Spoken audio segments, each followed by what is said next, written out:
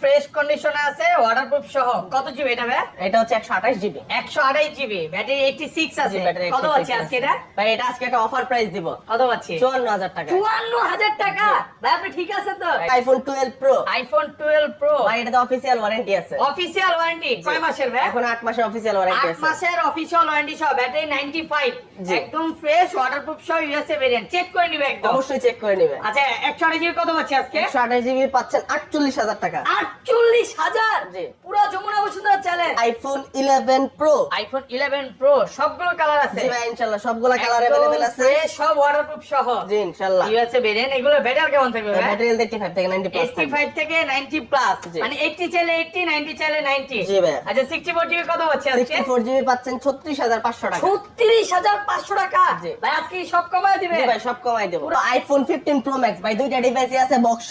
এটা শুধু 16 বার charging time.